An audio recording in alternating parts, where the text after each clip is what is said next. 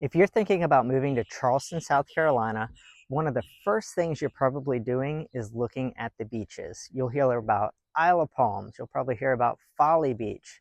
But today, I want to show you a place that feels a little bit different. This is Sullivan's Island.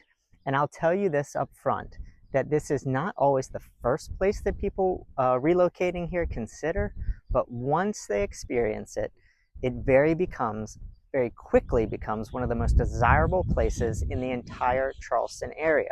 There is just something about it. Today, it's beautiful out here. You've got a great breeze, the salt air, you can just smell it.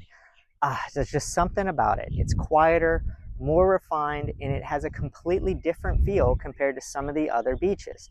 This is not a resort town, and it's not built for tourism. It's a true residential coastal community, and you feel that the moment that you arrive. So, in today's video, I'm going to walk you through three different things. First, we're going to explore the Middle Street area, which is the heart of the island, where you have restaurants, local hangouts, art galleries, ice cream. Then we're going to go ahead and take a look at the neighborhoods and the houses, because that's what really defines who lives here. And finally, well, we're going to head out to the beach. You can't come out to the beach without putting your feet in the sand. So it's honestly one of the most beautiful stretches of coastline in South Carolina. And by the end of this video, you should have a very clear sense of whether Sullivan's Island is the right fit for you. Okay, we have made it up to the beach, and this is really what Sullivan's Island is known for. It is an expansive, very wide beach. And one of the things that I love that the town of Sullivan's Island has really invested in is their walkways. So if you'll notice here behind me, each walkway to the beach, public access, is very well maintained. This one itself has the Trex deck covering on it. It doesn't really get hot during the summertime, but you have a nice clear path all the way to the beach, to your public parking. And this is one of the things, these easy access points directly to the beach, that I love about Sullivan's Island and coming to the beach here. So if you're coming with friends, family, you have all your beach gear, it's very easy to walk from your parking out to the beach without any hassle. And for those of you who don't love tracking all the sand in, well, you've got these beautiful walkways out to the beach that make it very easy and convenient for you. Okay, we are out on the beach, and one of the first things you'll notice when you step out here is how wide this beach is. It is not a narrow stretch of sand by any means. This is a huge, open, expansive beach, and the sand is incredibly soft. I mean, it is light and powdery, it's bright, clean, and it gives the entire feel a nice it just feels great between your toes, and it's very easy to work with when you're out here on the beach for cleanup as well. Today, it is a Tuesday. It's not very busy out here, but the weekends do tend to get busy, especially during beach season. But because the beach is so wide and it's so expansive, you typically don't have an issue finding a spot. You do have views out to the Sullivan's Island Lighthouse over here. It gives this beach a very distinct look compared to others on the island. And the overall vibe out here is very different from somewhere like Folly Beach. This is not a party beach at all. You have a lot of people walking their dogs in the morning, people exercising, families setting up for full days by the water in the ocean. You have a lot of couples out here taking long walks at sunset. It's very calm, quiet, and it feels peaceful, a great place to relax. So this is the kind of beach you come to when you want to slow down. Let's go ahead and shift gears and talk a little bit about the houses, because this is where Sullivan's Island really sets itself apart. So as you move through the island, you'll notice pretty quickly that this area is not very dense. There's a lot of space between the houses. There's mature landscaping, large lots, very large compared to what you'd see in other beach communities. And then there's a mix of architecture that really tells the story of the island itself. So you'll see older historic beach houses, some of which have been here for decades. They're very simple, classic. They're coastal houses that have timeless Lowcountry feel to them. Then right next to those, you'll see brand new custom built houses with modern designs, elevated construction, expansive porches, pools, outdoor living spaces, homes that are really built to maximize the lifestyle here. And depending on where you are on the island, the setting does change quite a bit. So you have beachfront properties where you're walking up to direct ocean views. Then on the opposite side of the island, you have marshfront homes where you're looking out over the water at sunset. And honestly, those views can be just as incredible over the Intercoastal Waterway to the backside of Old Mount Pleasant and Pitt Street Bridge. Then you have houses in the interior of the island, which tend to offer a little more privacy and a quieter setting, still being just a short walk or bike ride to the beach. So from a price point perspective, this is a luxury market. So most houses are going to be in the multi-million-dollar range.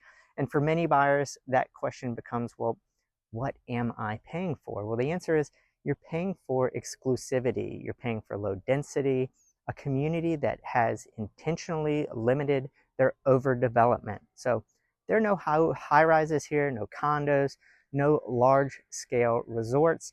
And because of that, the island has held on to very specific feel. And that's one that's very hard to replicate. So the people who live here, they value their privacy, simplicity, a slower, more intentional pace of life. And it's not about really the flashy, it's more about the lifestyle, living intentionally at the beach and enjoying your time. All right, so this is Middle Street, and this is really the center of everything on Sullivan's Island. Now, what stands out right away is what is not really here. So you don't see a large amount of commercial developments. You don't see a lot of restaurant chains or really big retail. And all of that is very intentional. So Sullivan's Island has done a really good job at preserving its identity and keeping things really small, local, and community focused. So as we walk down this street, everything feels actually really approachable. And you've got places like Poe's Tavern, which is right across the street here, probably one of the most well-known spots out here. It's very casual, lively. It's the kind of place where you can come straight off the beach, grab a burger, and you can just relax. Then a little bit further down, you've got the Obstinate Daughter, completely different experience. It's one of the top restaurants in the Charleston area. It's refined, has incredible food, and it draws people from all over, so not just the island. But I will tell you, you can pull up to a little place just below it called the Beard Cat, has fantastic gelato and coffee. So another place that's well known is the Co-op, especially during times where, well, you just want a nice casual breakfast area to go to. And it has fantastic coffees, breakfast burritos, super casual, and they're really well known for their frosés. You cannot go to the beach without having one of their frosés. A little bit further down, you have the Longboard. The Longboard, one of my favorite places to go for seafood. Yes, a lot of raw seafood, but prepared local fish as well. And then just next to it, Dunleavy's Pub. It's more like a neighborhood hangout place where you can sit, you can just enjoy yourself on one of these little patio chairs and watch all of the beach traffic come and go. It's a really active area, but it's also very relaxed. You're going to see people walking, biking. You also see families stopping by the playground that's just down the street, people grabbing coffee in the morning out on the beach with their dogs. It's a very small coastal town, and it just happens to have some of the best restaurants in Charleston itself. And for a lot of people that are moving here, this is exactly what you're looking for. A little fun fact here for families or people with small children. Sullivan's Island is known for a lot of their tidal pools as well, which you'll see here. So as the tide comes in and goes out, it sometimes leaves these tidal pools that they heat up during the day. They're nice and warm. They're a perfect place for your kids to come and play in the water without actually being in the ocean itself, which sometimes, if it's really windy and choppy out there, it can get a little rough for smaller children. So it is one of those things where a lot of people really enjoy having these tidal pools, especially during the summer when it's hot. Something you can just relax in, you can lay down in. It's only maybe 6 to 12 inches deep, but they're really fun to play in. There's a lot of marine life that you'll see in them as well. So if you like catching minnows, seeing blue crabs, you'll find them in these little tidal pools, as well as small little fiddler crabs. And it's just something really fun that you can do and enjoy while you're out here at the beach on Sullivans. And to wrap things up, I wanted to bring you here, right in front of Fort Moultrie, at the tip of Sullivan's Island, just over my shoulder, right off of the Charleston Harbor, because this is a spot that says a lot about what Sullivan's Island is. So the island isn't just beautiful, it actually has a history, it has depth, and it's a real sense of place. So Fort Moultrie itself, it dates all the way back to the Revolutionary War.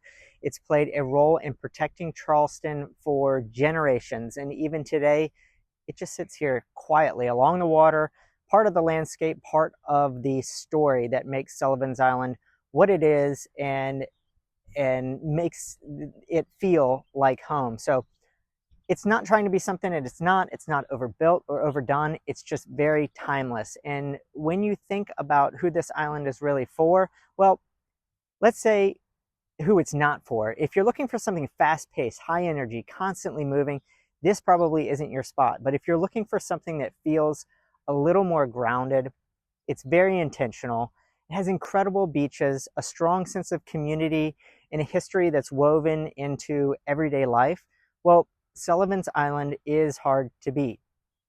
So if you're thinking about making a move to Charleston, you want help figuring out where you fit in, what neighborhoods, what houses, what locations fit your lifestyle the best, please reach out to me, drop a comment below, and I'll be happy to help guide you. I'm Dustin Guthrie, a local realtor and 25-year Charleston resident, and Sullivan's Island is one of the places where I spend a lot of time, especially on the weekends during the summer. I'm an avid runner as well, so every other weekend I'm out here with my run club doing my 6-mile loop, and this is just one of my happy places. So very happy to help you find out what you're looking for and to guide you through that process. Look forward to talking to you all again soon.